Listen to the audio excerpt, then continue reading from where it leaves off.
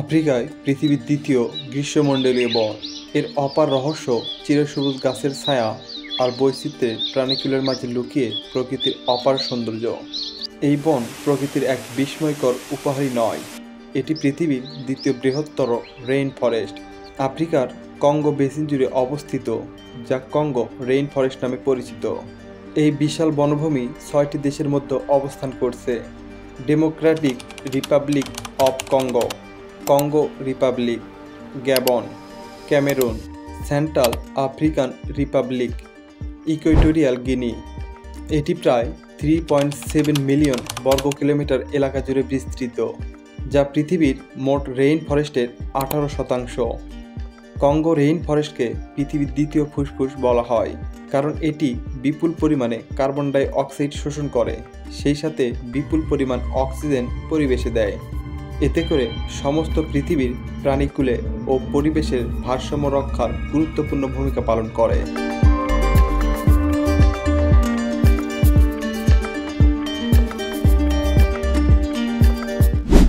এই বনে বছরের বেশিরভাগ সময়ই বৃষ্টিপাত হয়, সেজন্য এটিকে রেইন ফরেস্ট বলা হয়। আর এখানকার গাছপালা এত ঘন যে অনেক জায়গায় সূর্যের আলো মাটি পর্যন্ত পৌঁছায় না।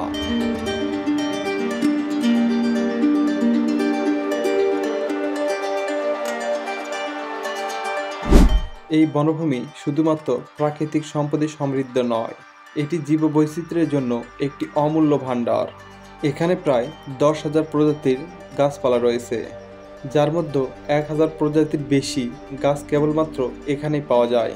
বিজ্ঞানীরা এখানে এমন কিছু গাছের সন্ধান পেয়েছে যা ক্যান্সারের মতো মারাত্মক রোগের চিকিৎসায় বিশেষ ভূমিকা রাখতে পারে। সেই সাথে আরও নতুন নতুন অ্যান্টিবায়োটিক আবিষ্কারের জন্য গবেষণা চলছে। এই বনে চলাচল করে এমন গাছ আছে, যদিও এই কথার ভিত্তি নেই, তবে উঁচু উঁচু শিকড়ওয়ালা গাছ দেখা যায়। এই উঁচু শিকড়ের জন্য গাছটি চলাচল করে বলে ধারণা করে থাকে। কঙ্গো নদী এই রেইন ফরেস্টের মাঝ দিয়ে বয়ে গেছে। এটি আফ্রিকার দ্বিতীয় বৃহত্তর এবং বিশ্বের সবচেয়ে গভীরতম নদী, যা প্রায় 4,700 বর্গ কিলোমিটার দীর্ঘ।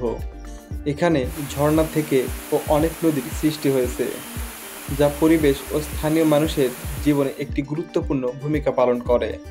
তবে এই নদী নিয়ে অনেক রহস্য রয়েছে। মাঝে মধ্যেই নদীতে মানুষ নিখোঁজের কথা শোনা যায়, তাদের আর কখনো খুঁজে পাওয়া যায় না। শুধু যে নদী তা নয়, এখানকার জঙ্গলে গভীরতাও রহস্যময়। কঙ্গো রেইন ফরেস্টে প্রায় 400 প্রজাতির স্তন্যপায়ী প্রাণী, 700 প্রজাতির মাছ, 1000 প্রজাতির পাখি বসবাস করে। এর মধ্যে বানর, শিম্পাঞ্জি, বনহাতি, গরিলা এবং অকাপিয়া বিশেষভাবে উল্লেখযোগ্য।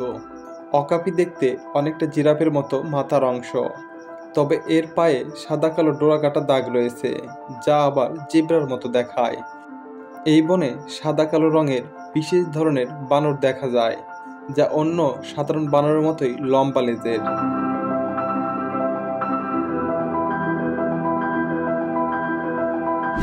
এই বনভূমিতে শিকারী প্রাণীও প্রচুর রয়েছে, যেমন চিতাবাঘ, সোনালী বিড়াল।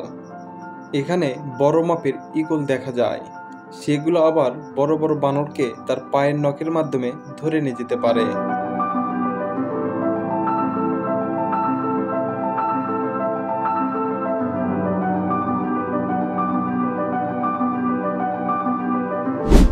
এখানকার আদিবাসী উপজাতিগুলো প্রায় 50,000 বছর ধরে এই বনকে তাদের আবাসস্থল হিসেবে ব্যবহার করেছে। এদের মধ্যে পিগমি উপজাতি সবচেয়ে বিখ্যাত।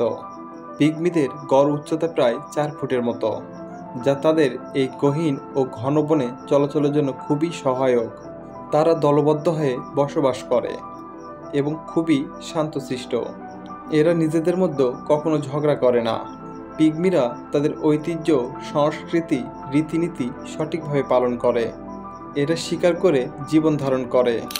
পিগমি ছাড়াও আরও অনেক উপজাতি বাস করে এই বনে, তবে তাদের সংখ্যা খুবই কম। এই বনে অনেক উপজাতি আছে, তারা সভ্য সমাজের মতো পোশাক পরে না।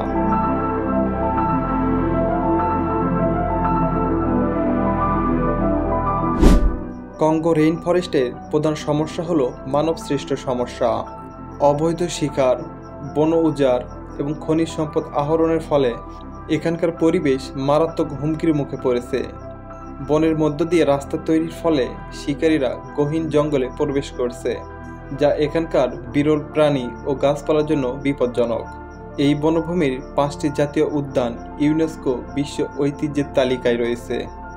তবে আন্তর্জাতিক সংস্থাগুলো এবং সরকারের প্রচেষ্টা সত্ত্বেও এই বনভূমি এখনও হুমকির মধ্যে রয়েছে। কঙ্গো রেইন ফরেস্ট শুধু একটি বন নয়, এটি পৃথিবীর অন্যতম গুরুত্বপূর্ণ বাস্তুতন্ত্র, যা রক্ষা করা আমাদের সকলের দায়িত্ব।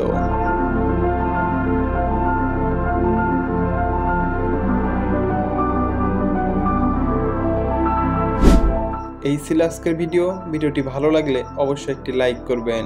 চ্যানেলে নতুন হলে সাবস্ক্রাইব বাটন প্রেস করে বেল অপশন অল করে দেবেন। ধন্যবাদ সবাইকে।